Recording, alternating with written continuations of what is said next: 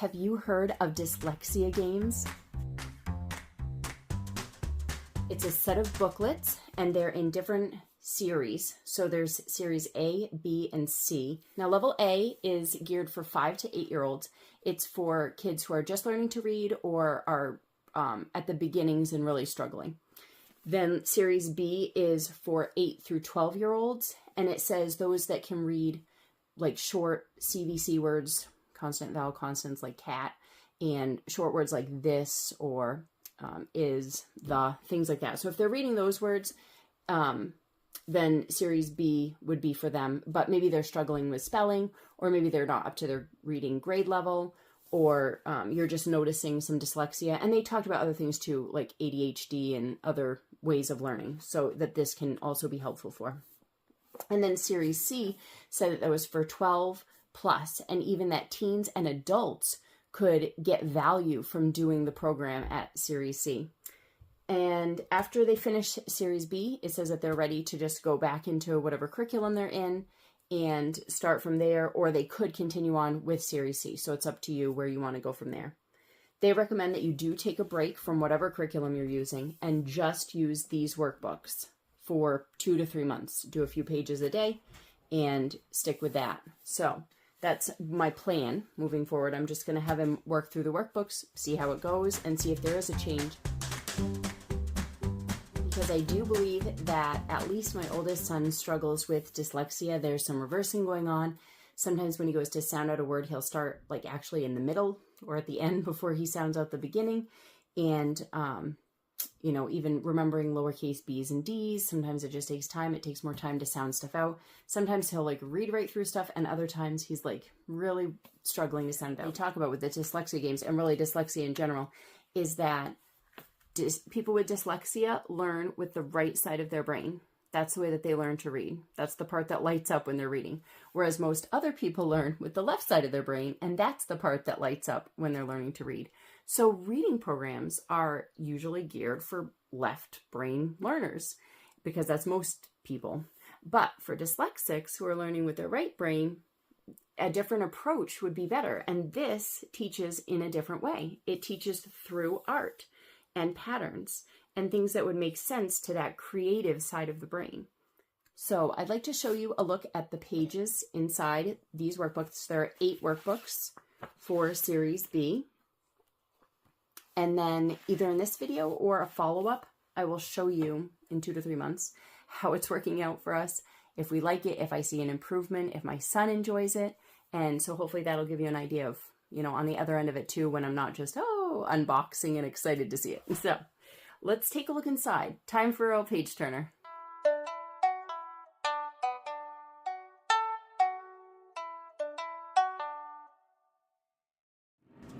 Here's a look inside the Dyslexia Games Series B books.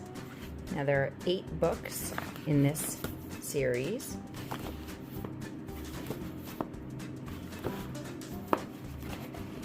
And this set is $185. Now you can get the PDF to print it at home, which is a little bit less, still over 100. And let's take a look inside. You do them in order.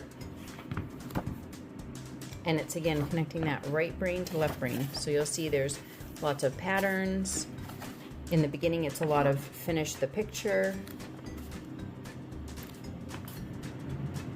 And then they're going to be adding in some numbers and letters as we go into the patterns.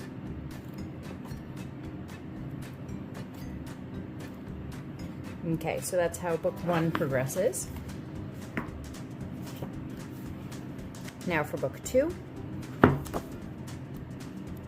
And these are meant for the kids to be able to do them without needing to read instructions ahead of time. They can just look at it and copy the patterns and see what to do next.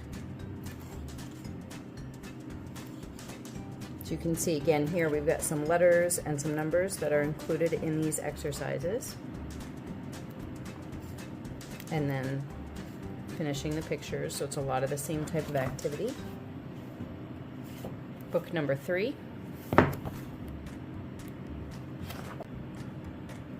Practicing writing numbers and letters.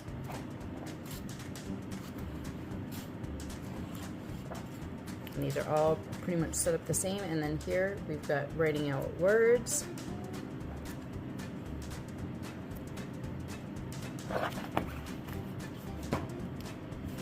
Book number 4.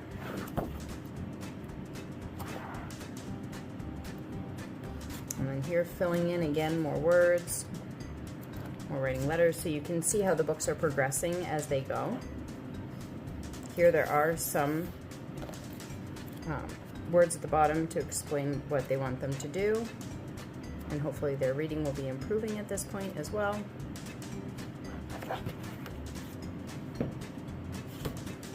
Book number 5. Okay, these ones in here, they'll have color the animal in that you prefer to color in, and then complete the pattern, and then another page. So it kind of goes like every other one of doing that type of thing. Fill in something missing, color the one that you like best, fill in something missing, complete the pattern. So a lot of that going on with this particular book.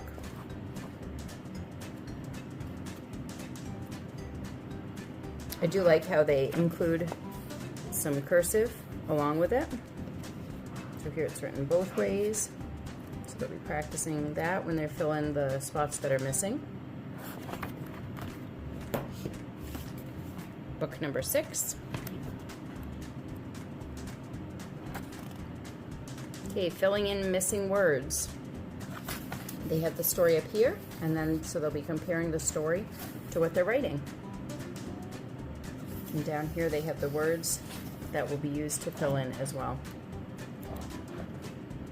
So this is set up pretty similar to that, giving you the story at the top, and then filling in the words that are missing.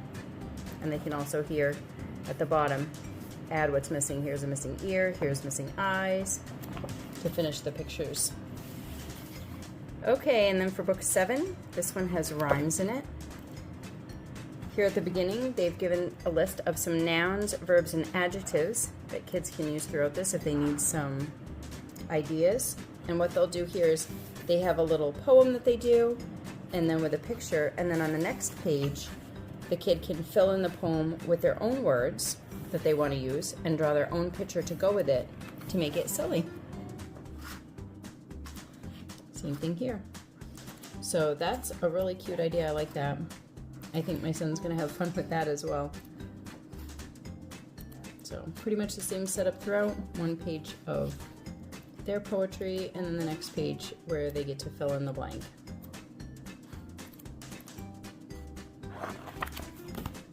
And book number 8. Here they'll be working on some specific poems. So you can see where they've underlined the words they're going to copy and then fill in the blanks. They have the same poem again, and then here, again, writing more of a line to go along with it. So a little bit more writing practice and staying on the same poem for a few lessons in a row. Here they're writing the whole poem out. I do like that it's real poems that kids might already know, so they're familiar with it.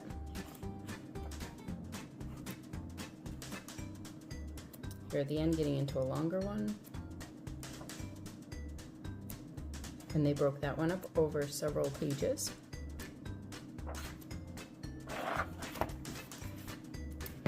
Hopefully that was a helpful look inside Dyslexia Games Series B. If you have a student that's struggling to read, this might be a good fit for them.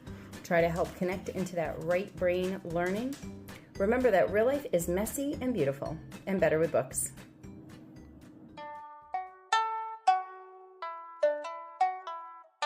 And probably film the end of this video then to check back in and let you know, or I'll do a follow-up video. We'll see. We'll see how it all comes together. Normal, whatever the word would be, not normal, right? Isn't that offensive?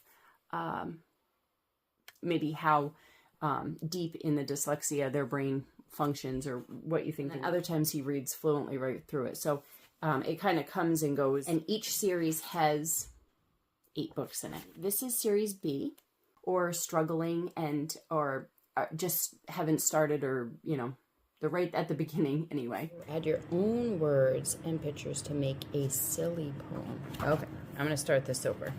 One more time. Whoops.